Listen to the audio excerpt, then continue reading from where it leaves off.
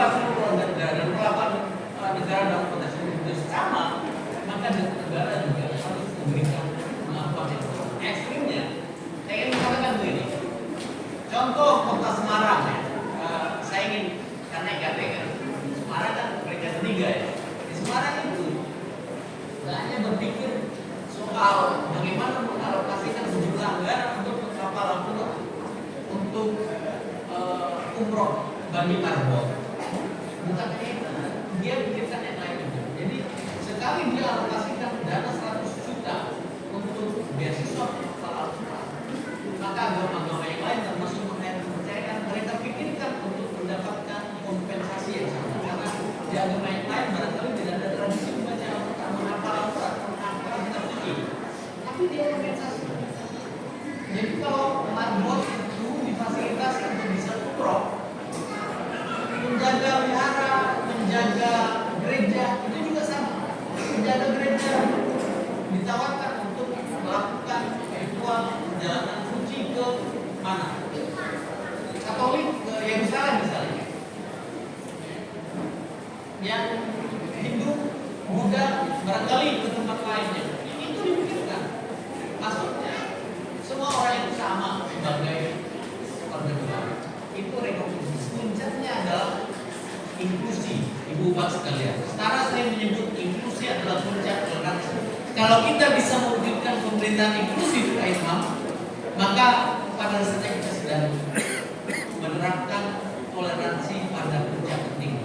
Secara kultural saya menyatakan begini, gampang deh inklusi itu.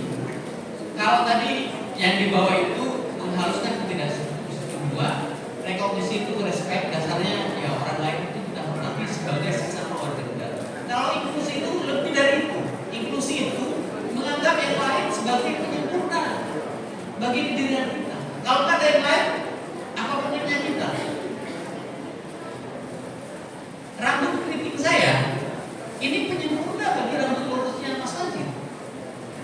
Bayangkan kalau semua orang di muka bumi ini rambutnya lurus seperti Mas Anji, menjadi tidak penting kategori lurus itu. Begitu kan?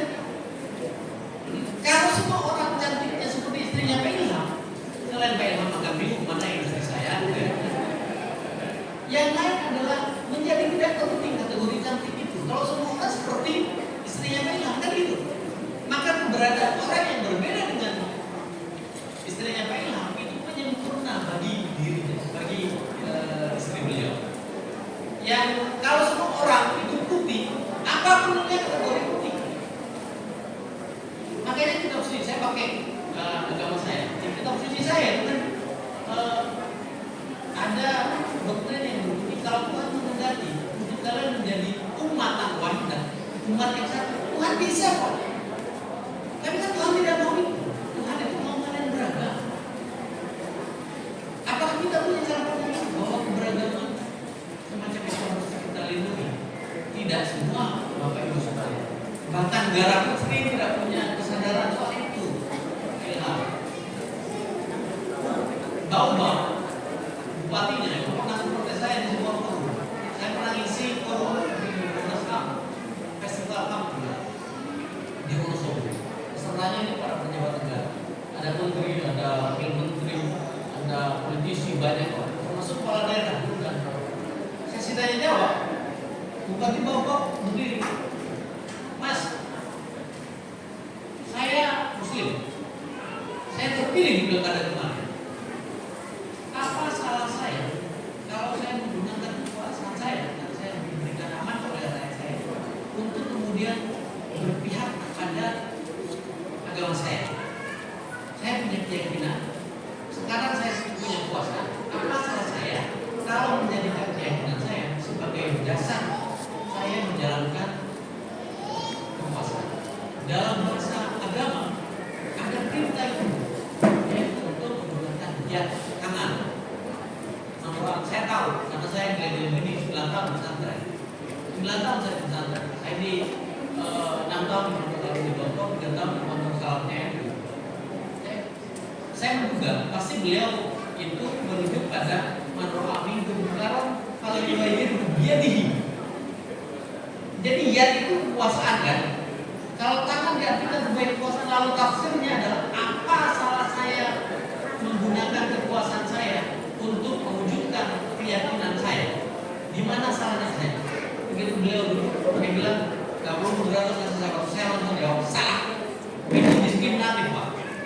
dalam disiplin hak asasi manusia itu disebut sebagai favoritism. Favoritism itu mengistimewakan satu kelompok warga negara di atas kelompok warga negara yang lain. APBD Baobab itu bukan hanya dibayar oleh mereka yang seagama dengan Bapak, itu juga dibayar oleh Kristen, dibayar oleh Hindu, dibayar oleh Buddha. Semua retribusi itu seluruh agama bersumbangsi. Maka kalau Bapak itu mengistimewakan yang seagama dengan Bapak karena Bapak menjadi kembali yang kebetulan seagama dengan mereka, Bapak melakukan tindakan itu. Jadi tidak semua punya kesadaran bahwa yang berbeda itu harus dijamin di lingkungan. Tidak semuanya punya. Jadi inklusi itu pekerjaan paling top ketika kita menganggap yang lain itu harus kita lakukan sama. Ketika kita menganggap yang lain itu sebagai penyempurna dari pendirian kita. Kalau dalam antropologi itu disebut other adalah penyempurna bagi keberadaan self. Self dan other itu harus sama-sama eksis. Itu yang disebut sebagai peaceful coexistence atau hidup berdampingan secara damai dalam perbedaan. Karena self itu tidak bisa sempurna sebagai self kalau tidak ada other. Begitu sebaliknya. Next. Oke. Nah, karena ini sudah jerempet PKT, tadi Pak Ketua kalau Kota Banjarmasin itu 10 besar bagus juga. Itu Mas Tajid ya. Tapi saya ingin memberikan kerangka besar soal IKT. To be honest, jujur saja, IKT itu bukan riset untuk riset, bukan data untuk data, balik lagi.